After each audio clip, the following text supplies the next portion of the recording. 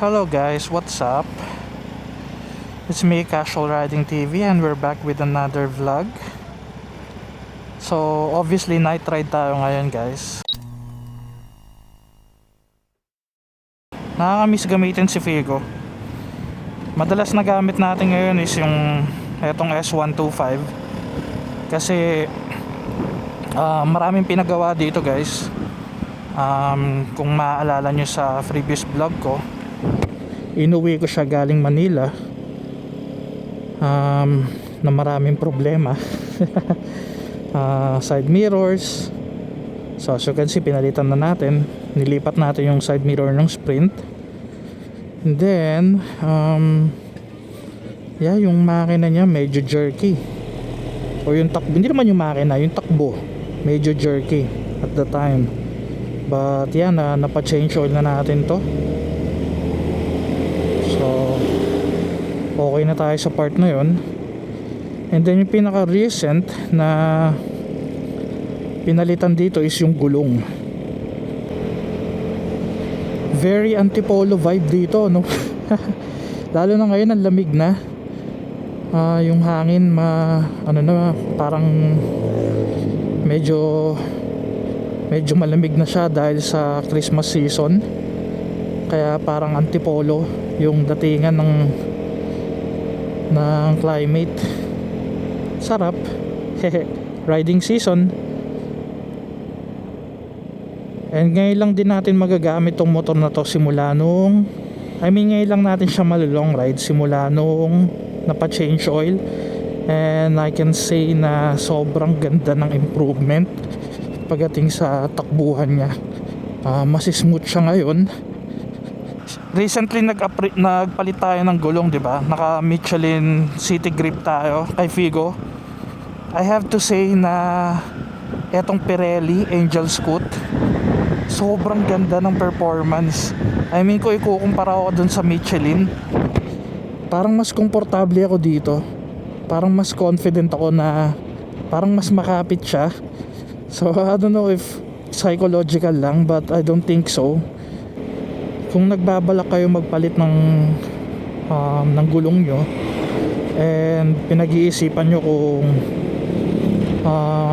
Pirelli Angel Scooter or Michelin City Grip 2, I would recommend yung Pirelli, kasi same price lang sila. Tapos I think bukod sa price, pati sa performance, silang dalawa yung talagang magkatapat, or sila yung magkalaban talaga. But based on my experience, I would say mas maganda or mas makapit si Pirelli. Or maybe, okay to very antipolo vibe talaga dito, no? Kaso nag-iisa lang yun eh. Pag sa antipolo, dami, dikit-dikit. Stop tayo dito sa may Coffee Con. Sa tropa to eh. And then tinext ko din sila kung makikipag-meet ba sila. So let's see. Ayan guys, papakita ko na nga sa inyo. So yan yung damage natin nung nadulas tayo. Buti yung muffler hindi nasira. Ayun pala yun yung tropa. Naka Justin Bieber.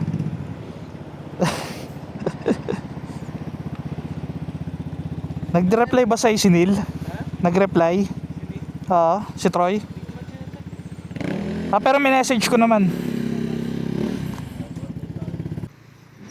Sobrang angas ng na to. Hindi pala siya Prima. Ginawa lang siyang parang Prima. Lupit to.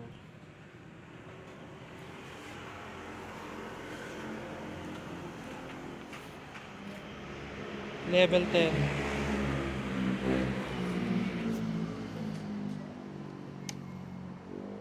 Angas. Angas na itong 75 oh. Naka Termioni.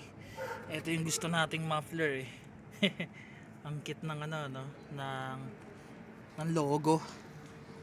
Naka-silencer pa siya pero sabi maingay daw. Ganda. Tapos naka-all-ins yung harap.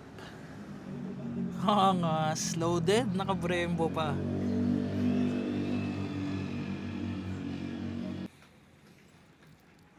Papalitan din yan. Hangas eh oh. Pero nagba-block ang white yan. Ngayon lang ako nakakita ng ano eh. Mga side stand ba? Hindi. Termi. Kung nga, lakas nga no. Pero ang ganda. Hangas. Ang lakas, nagpipik yung ano yun. Naka-minus 12 na, nagpipik pa eh.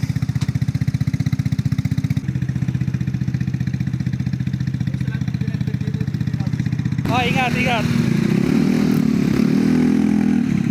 Ganda ng tunog ng Termioni. Alright, let's go home. Nauna na sila. Grabe ang ingay pala ng Termioni, no? Pero gusto ko siya. Ang forma pa din talaga na itsura, but ang ingay. Bulahaw. Hindi ko lang na-record nung paalis na sila, nung nirev na yung motor. But yeah, maingay siya talaga.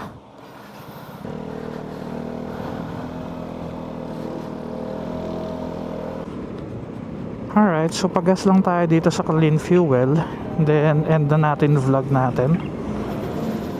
So yeah, that is the first long ride impression sa S125 na merong 4,000 kilometers, 4,877 kilometers, tapos newly changed oil and newly replaced tires. So Angel Pirelli Angel scooter.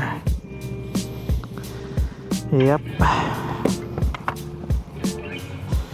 Alright, so 160 is 2.8 liters, 55.45. Mura ng gasolina dito sa Clean Fuel.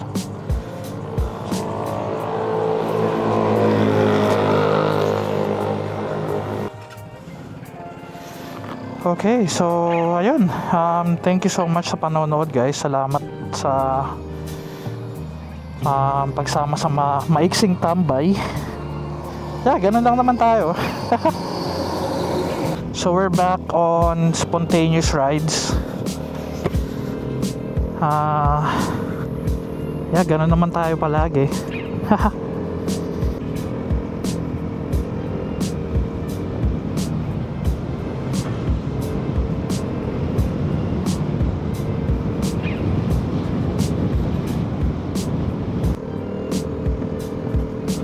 Okay, so checkpoint again. Yeah, nakapag throttle therapy tayo, nakapag coffee tambike, kwentuhan with the Vespa boys, so riding friends. Yeah, nakapag test ride ng bagong gulong, and again Pirelli Angel scooter, super recommended. And yeah, na-test ride ang newly changed oil na Vespa S125. So yeah, thank you for watching my video. See you on my next vlog. Ride safe and stay safe, guys. Bye!